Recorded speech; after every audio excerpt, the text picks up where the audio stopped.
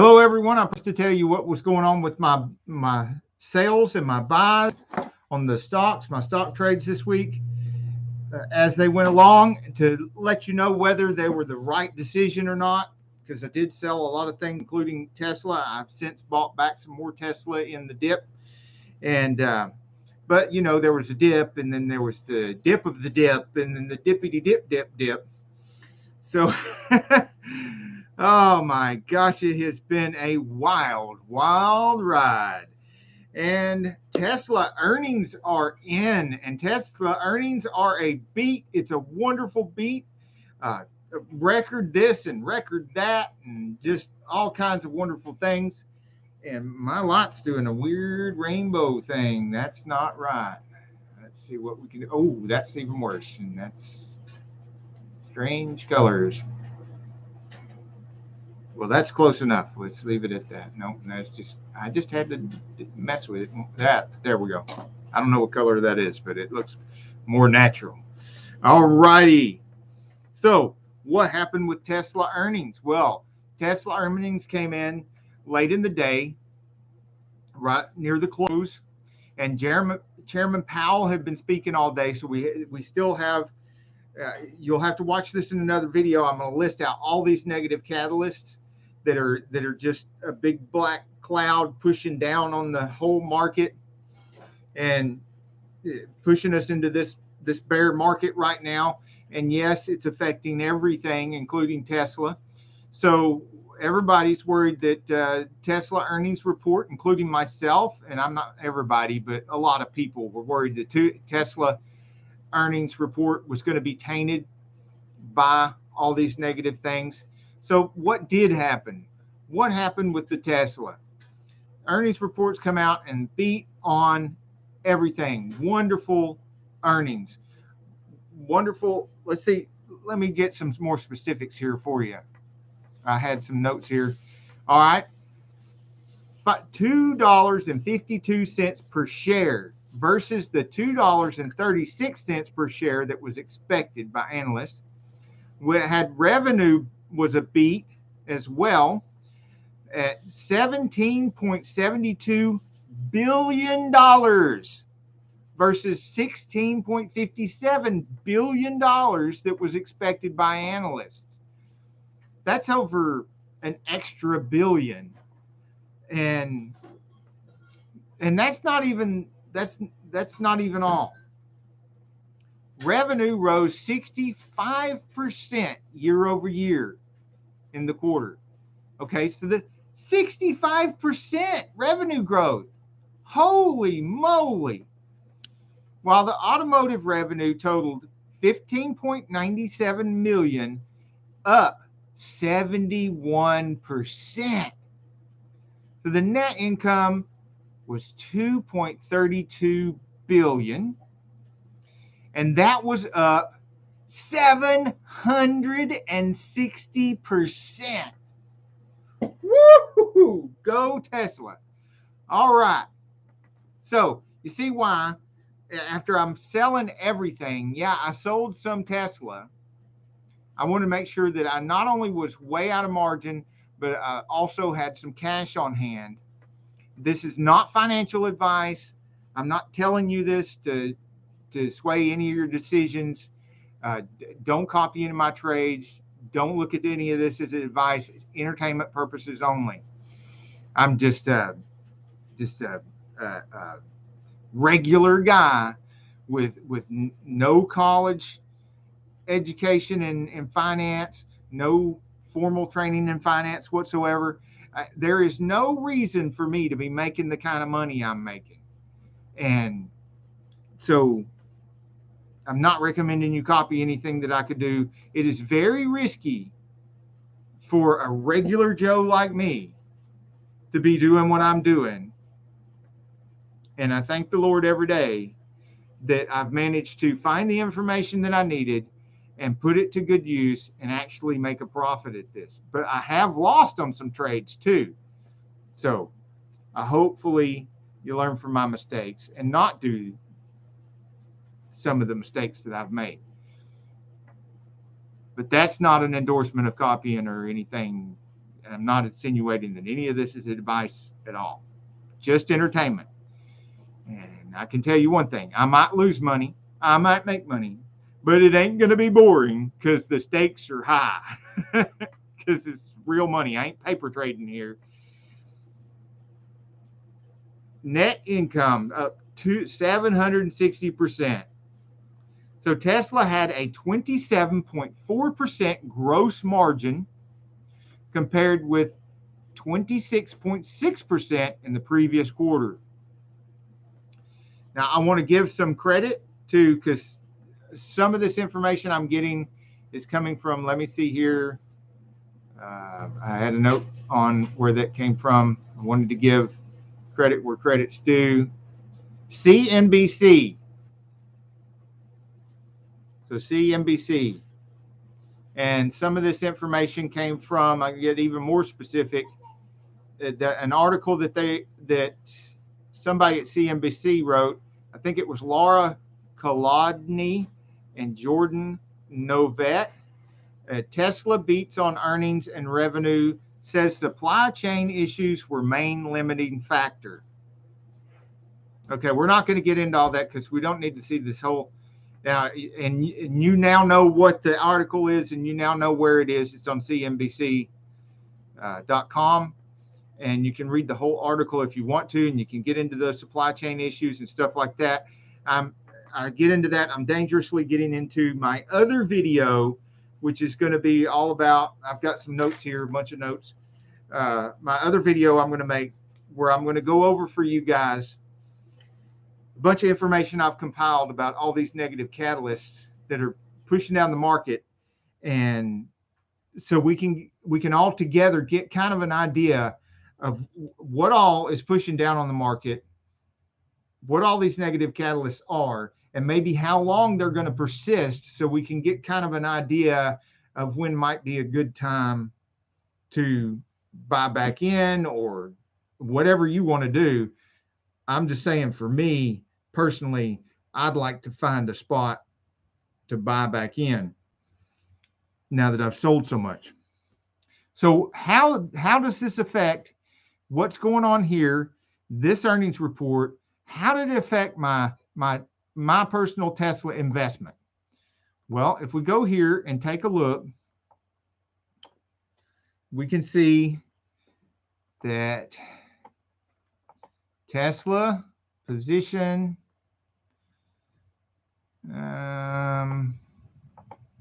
Nope, that's not what I wanted to see. So bear with me now. I'm going to get to it. Promise. I'm sorry I'm wasting your time. I should have had this a little bit more. I thought I had this more organized and ready for you, but I am getting there. Yeah, here we go. And that doesn't, I'm going to have to go to the Webull charts here. I like TD Ameritrade. I trade on TD Ameritrade. If you haven't seen my video about my top 5 trading platforms, and when I say my top 5 trading platforms, I don't mean necessarily the best trading platforms in the world. I mean, they're my favorite trading platforms because they're really good for guys like me who aren't very tech savvy, aren't, highly trained in tech, not highly trained in the finance world, but they're platforms that a regular guy like me who started out with nothing, worked his way up in burnt, bruised, and bleeding jobs, getting his hands dirty, cut, bruised, and I've had this finger sewed back on. The whole 9 yards. If you're like me, then you know exactly what I'm talking about. I'm preaching to the choir. And I shouldn't be able to make money at this, but I am, because I've found a few trading platforms that even beginners like me can figure out how to use, because they're not too complicated. And one of them's Webull, one of them's TD Ameritrade. And if you want to see the whole list, watch my video on my favorite trading platforms and what I hate about them, because I don't just tell the good and the glowing wonderful about the ones that I like. I feel like you need to know what I wished I'd have known before I started messing with these platforms and stuff. And this is why I've got Webull and TD Ameritrade, and why I pulled up Webull's charts here instead of TD Ameritrade, because I find the Webull charts, even though I find it easier to trade on TD Ameritrade, I find it easier to read some of the Webull charts. And one of the reasons is, and is because I'm still trading on the regular TD Ameritrade pages. I'm not on the Thinkorswim because I get a little overwhelmed on the Thinkorswim pages for TD Ameritrade. They just seem a little too complicated for somebody like me. And maybe later when I get more experienced and I've got several years instead of just a couple of years of trading in, I'll switch to that. I've tried switching to it a couple of times, but I just keep going back to these little Webull charts that are just so easy to read. And I'm going to get another platform that allows me. I experimented with a couple already and didn't like them.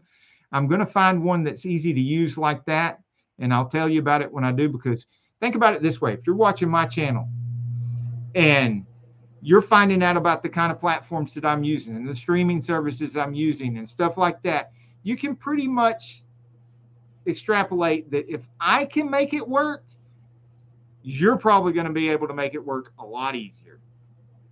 And let's see, I'm from a generation where we didn't even have cell phones, not even flip phones. So if I can make it work, it's user friendly. All right, so Tesla, at the beginning of the day, it was around $950 and it was dropping. And it dropped as low as 940, 938. I think that's when I got a couple more shares. It shot back up to 962 and came back down to 938. And it went back and forth a little bit that for a while. Chairman Powell hadn't spoke yet. So I guess everybody was just kind of holding their breath, including myself. And it seemed to be start talking at 11 o'clock, but we're all watching it, and not really wanting to do anything. Meanwhile, Tesla stuff is very slowly eking up till about, 1300 hours, which is 1 o'clock in the afternoon. And then it just drops down from 964 to 955, which ain't much of a drop for Tesla, but it is kind of a what happened, kind of thing, because that's the way it was most of the morning around 955, and it was creeping up to like 965. I think it maybe made it to 964 or something like that, and then suddenly back down to 954, and we're like, oh, is it going to keep dropping? But no, it didn't. It stayed pretty steady like that until about 3 o'clock in the afternoon, and then man, did it start going up. And I remember at 3 o'clock in the afternoon, I'm looking at it and I'm thinking, should I grab some more? Should I grab some more? And indeed, throughout the day, I think I grabbed 2 here and 2 there, and I was glad I did.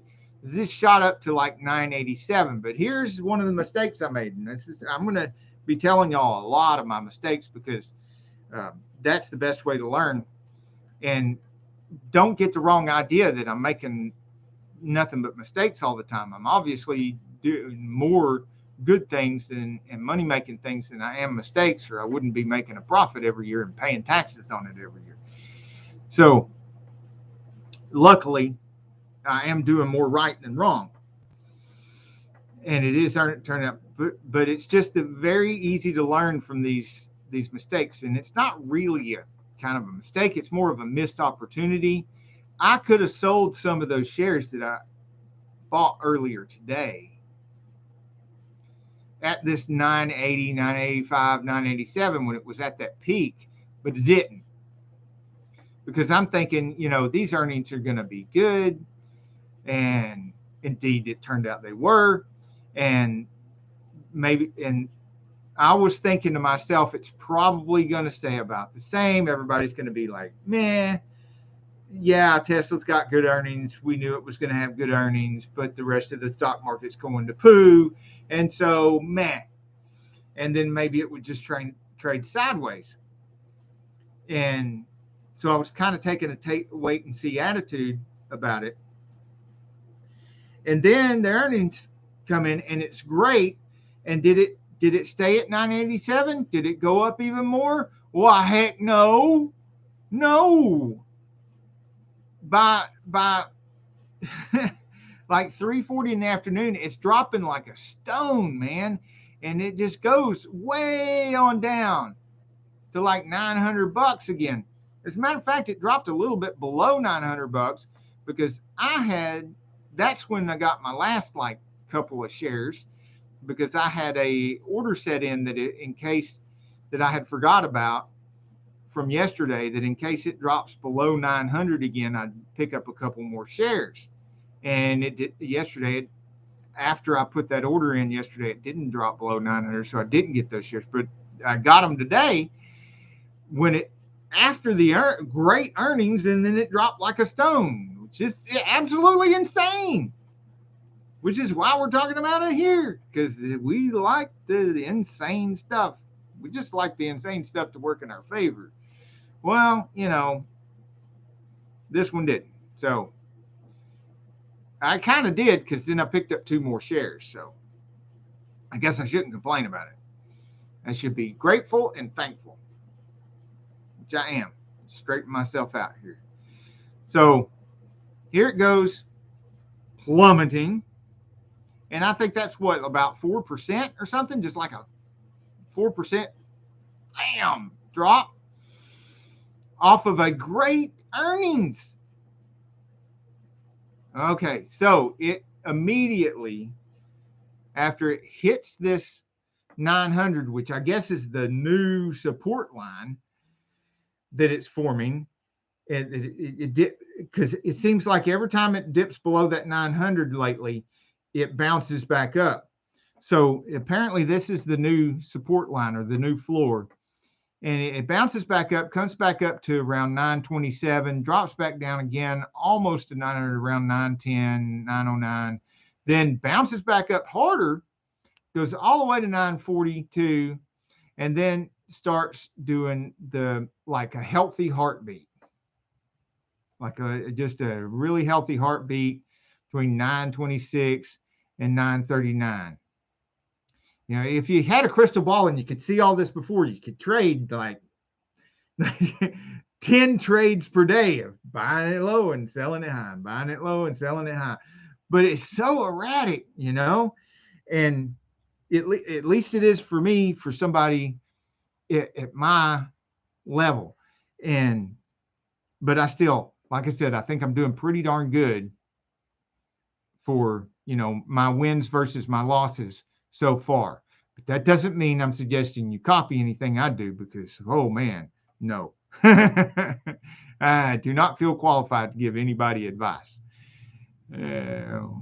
Let's see here. Well, hello, Tuber Chat and Music Therapy Singular Piano Music. Great to see you both here. Thanks for coming to the stream. I hope it's been entertaining, and I hope you learned a little something about the Tesla right now. I think, how did I end up on that today? And I will tell you the actual number. I think I'm actually up. Yes, I am up. It turns out, after all that up and down, up and down, up and down, and crazy, insane roller coaster ride of the prices today, with Chairman Powell talking and the earnings report and all that, I ended up $1,671 in the good. Now, how lucky is that? Because I don't know what the hell I'm doing. I'm not qualified to be doing this, and I'm not supposed to be making money. But apparently doing a lot of research, a lot of studying, and heavily focusing, just like everything else that I've learned in my life, everything else that I mastered, master certificates for all these other things that I've done in my life, is to apply the same really good habits to trading. And apparently it pays off just like it pays off with anything else. Study, practice, study, practice, study, practice.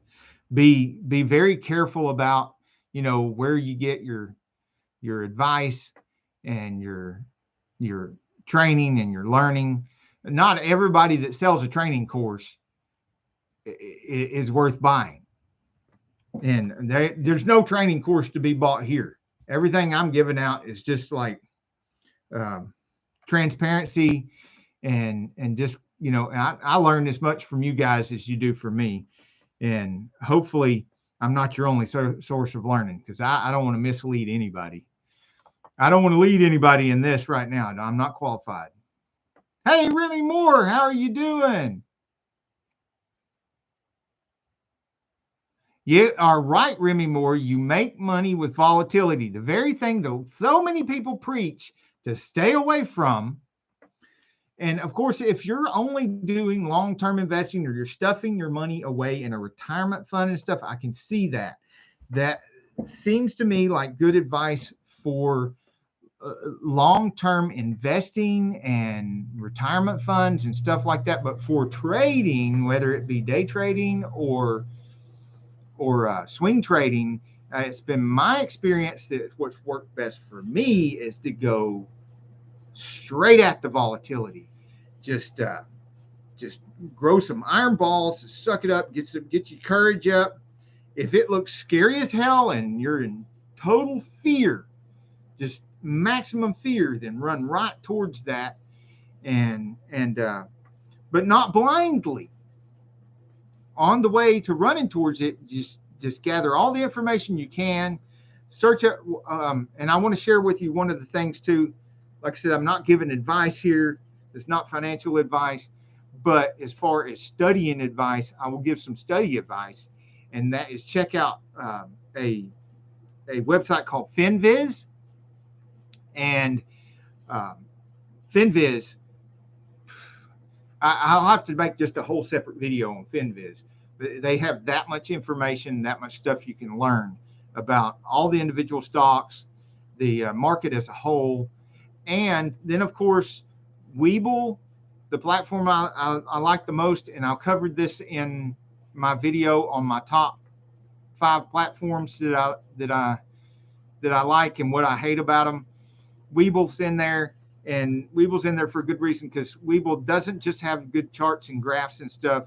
You can go at the bottom of the graph on Webull on any stock that you're looking at, and you can click on news, financials, analysis, press releases, corporate actions, options, and brief on that particular stock. And you will learn a lot. And you can do a similar thing with TD Ameritrade when you pull up individual stocks. And man, I tell you what, that doing stuff like that and just playing around with and exploring and doing deep dives on individual stocks like that is way better than listening to any crazy, insane amateur investor like me on YouTube. But that doesn't mean we can't hang out here and talk with each other about stocks and learn from each other. And say hello to Carol Sane if you haven't met her. This is my better half. She's licensed insurance.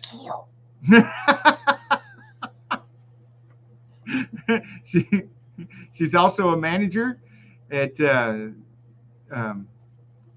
State Farm, and previous manager of Farmers Insurance, and before that, Allstate. Tuber Chat, if you're not here, I think Remy Moore is already familiar with Tuber Chat. If you're here and you're not familiar with Tuber Chat has some really great live streams and helps facilitate support on channels. So if you are interested in actually building a channel or growing a channel, and you'd like to know a little bit more about how to really make that channel grow, then check out Tuber Chat's lives. I think he live streams every Friday, Saturday, and Sunday. And then there's a whole bunch of other people in his chat that are also trying to do the same thing.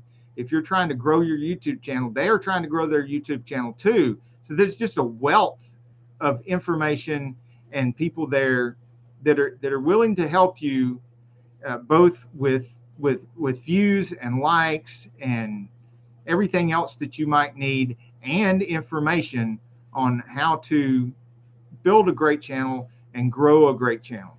So definitely check that out. Fridays, Saturdays, and Sundays, Tuber Chat live. Remy Moore has an incredibly good channel with really great music. His music is so great that we've actually done a collab together where he let me use one of his songs for on my other channel, which is all about automotive stuff, the Sane Auto. And we have some really nice show cars there where I try to support some of the charity show cars, the charity car shows, the children's and veteran charity car shows. And I put together some of his music, was just I just couldn't resist it. It just seemed like it would be so awesome with this really nice black Mopar, and it worked out really well. That car looked really good with Remy Moore's music.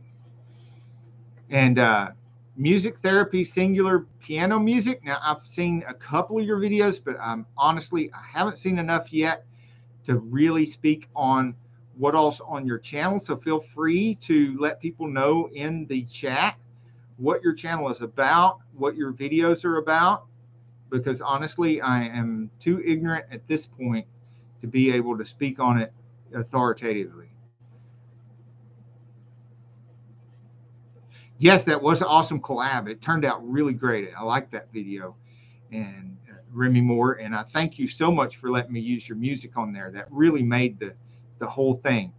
I know that that's one of the things I'm going to start working on here later. Most of these years, I've spent so much time trying to perfect my editing and my videography and stuff, all the visual stuff, that I haven't spent nearly enough time on the music that I use and any kind of sound effects and stuff. You know, a lot of time on transitions and stuff like that.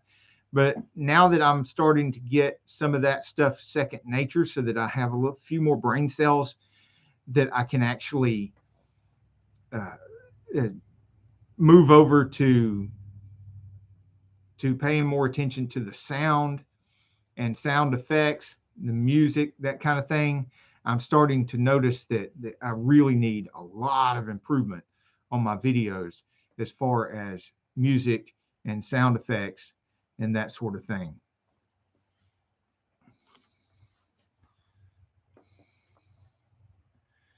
So maybe I'll get into some more of that later on. But here lately, there's just been so much exciting stuff going on in the stock market that I've spent a lot of time over here, but I haven't neglected my Sane Auto channel either. I've got at least one video going out every week, and I've been putting it out on Saturdays at 4 o'clock.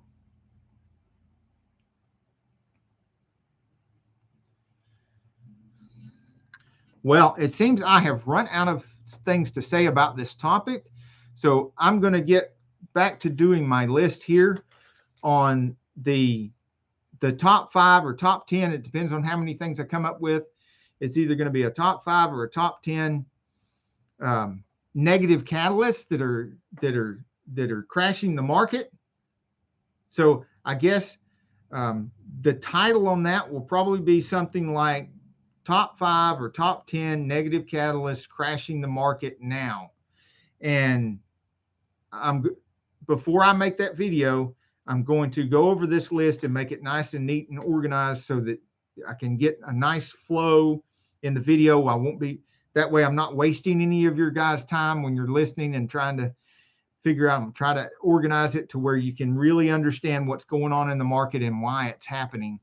And we can all together get an idea of maybe how long this is going to last, how much dip there's going to be, and kind of an idea of how hard it's going to dip, because I don't think it's over yet, and you'll see why when I get this video done. So let me get to work on that.